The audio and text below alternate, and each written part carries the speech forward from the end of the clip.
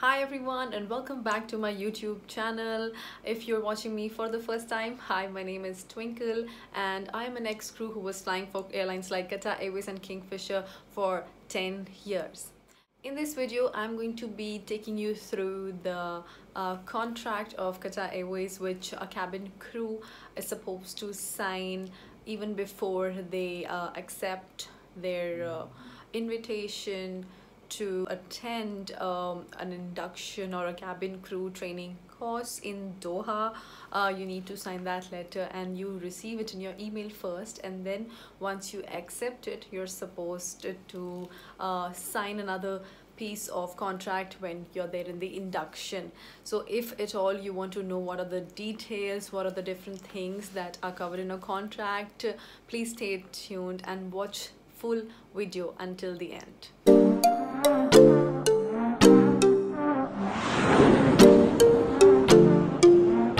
So I already have the contract with me right here, and I'm going to take you through the contract with me simultaneously. Before I start, let me tell you that I'm going to discuss things like bond, service undertakings, termination policies, legal benefits, renewal, and a lot of more information, which will not only just let you know the company better, but will also help you make a better decision if at all you are planning or you are already in the company, or you want to know more just in case you want to become a cabin crew with that particular airline. So let me take you into the contract and start discussing the first point. So the first thing that your contract talks about, which is the offer of employment, is your designation, which is going to be, of course, cabin attendant, and the period of the contract, which is the duration, which is going to be 3 years. So when you sign the contract stands valid for 3 years, and once the validity expires, the company has the right to decide that they want to keep you further or no. So after every 3 years you get a renewal of the contract, which if they want you to continue the services, they will call you and ask you to sign that another contract with some new policies, if at all are there, which definitely changed over the period over so many years, and which we made sure that we go and we sign the new contract. So you will also have to do that if in case you're okay with it. So once you have mutually decided to renew the contract, the next thing which your contract talks about is the salary, which if you've seen my salary video, I've already given you a brief on what are the basic salaries of the crew. If you haven't seen it, I will link it somewhere here or here. You can go and check it out, that video.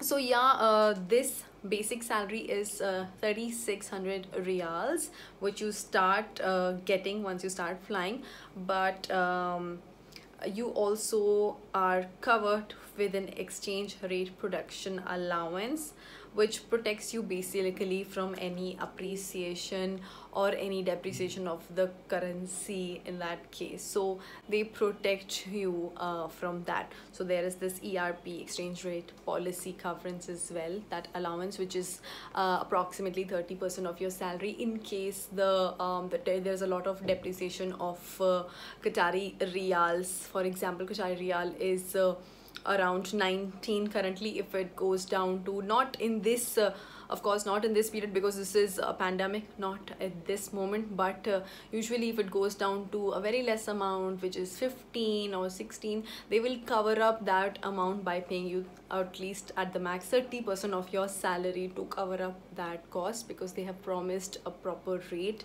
and a proper salary for your flying hours, of course, that they will give it to you. The next point is sharing accommodation. Of course, the company provides you sharing accommodation. Now it can be sharing on the basis of it can be 2 people sharing the accommodation, it can be 3 people sharing the accommodation, but irrespective, the accommodations are very nice, clean and comfortable, very spacious, and you're not going to have any problems. You get things which are more than your expectations for sure.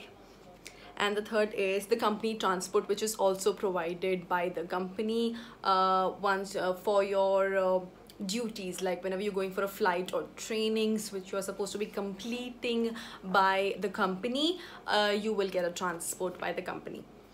So the next point is the hourly flying pay, which when you start is around 45. This is the contract when I started like 10 years back, like 8 years back. So I think this has increased to Qatari Riyals 48 for now.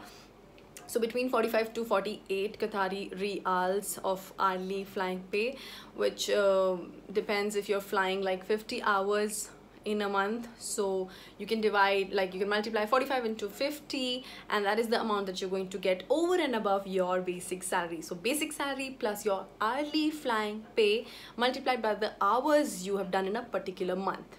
So do the math, and that is going to be your salary for a month. Meal allowances, again, meal allowances you are given regards to the destination you're flying to and the time period you have spent in that destination. So for example, if you have spent a day and a night and it covers like your breakfast and your lunchtime and your dinner time, so you will be paid for all 3 meals, which is pre-decided by the company, and that will be credited in your salary. So your meal allowances are also covered.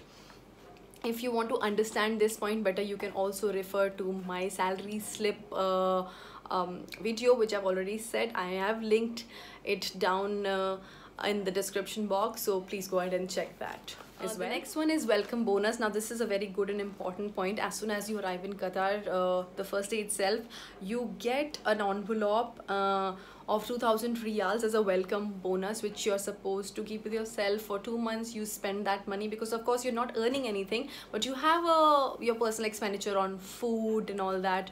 So for that they give you 2,000 riyals, which is not a bad amount. If you want to, you can spend it judiciously, and you can also save if you want to, just in case, but it's a good amount that you can actually manage your expenses. Another clause in this one is that you will be required to pay 1,000 riyal of this bonus in case you don't complete 2 years in the company.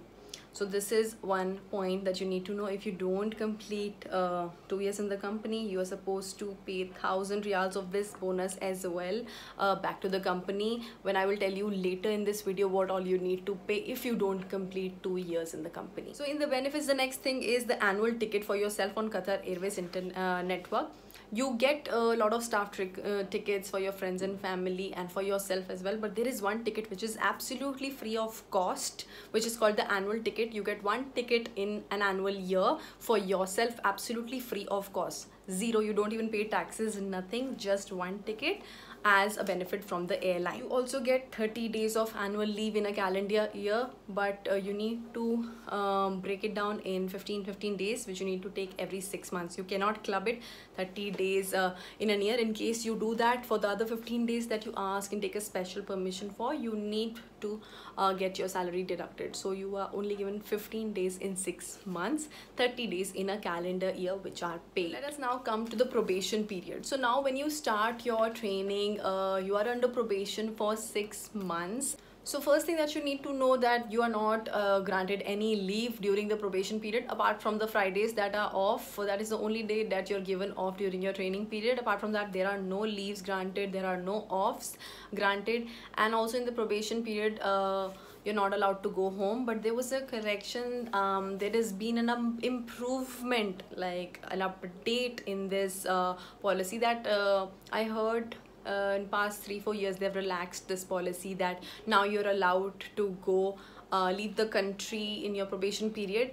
But if I tell you, practically this is not possible because you only have one off. And for those who know about the exit permit, there is a thing called exit permit that you need to take and apply for when you are leaving the country. That you can only apply for if you have 2 offs in your roster. And during your probation period, Fridays are the only day that you're off. So technically you can't really apply for an exit permit, and therefore you cannot even leave your country. Even if you would, where would you go? Because you need to be back in time. Remember, you have minimum rests to cover, which is 12 hours before the duty. If you don't know what am I talking about, please refer to the Q&A video of mine. I'll also link it down in the description box so you get a better idea of what am I talking about. So yes, you can't leave the country. Another thing, if in case the company terminates you or you leave the company in the probation period, you need to serve 1 week of notice.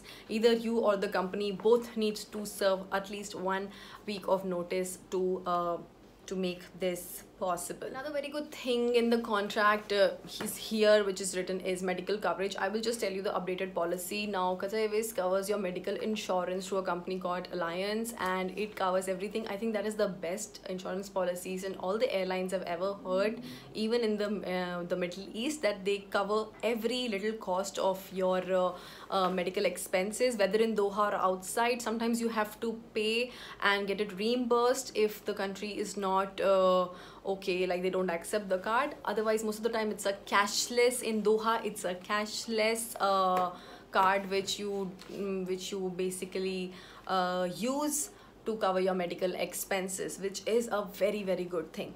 And it also covers your dental and your optical expenses to a percentage. I guess this is 80% of your cost is covered by them, which is a very good deal. The next point that I'm going to cover with the medicals is the pregnancy point of view. According to the contract of Qatar Airways, if you are pregnant, you need to inform the company about your pregnancy. Now, the reason behind it, which the company says, is that they need to transfer you in a better department or something. I don't know what the reason is, but according to the contract, they have the full right to have the knowledge of the date of the occurrence of your pregnancy, and they have all the rights to end the contract of employment from the notification of the pregnancy itself, as you will not be fit for the flying duties. Well, failure of employee to notify the employer or concealment, if you try to hide this occurrence, shall be considered as a breach of contract. So this is a very important point. So in case you have any plans of getting pregnant, or you have a marriage planned or something planned ahead, you really need to know this point and keep this in mind if you're going to join this airline. Another thing is that they might be calling you for your period of contract or your time of tenure to work in Doha, but if the company wants you to work in another place apart from Doha or any other country that is also included in this contract, you cannot refuse to do that. Now, there are a few points which are covered in the contract, that the contract stands null and void if any of the points which I'm going to show on the screen now is not met.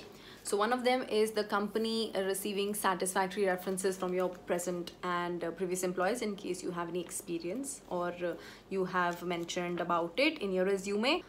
You shall provide satisfactory proof of your qualifications and experience as given in your CV again prior to the offer. Third one is that your ability to pass the pre-employment medical checks and government checks, both the checks. You're supposed to mandatorily complete both of them. Failure of any one of the above will result in termination of contract. The next one is that you're passing the training or examination required by the company. If you fail to pass the exams or training, you will be also this the contract will be held null and void.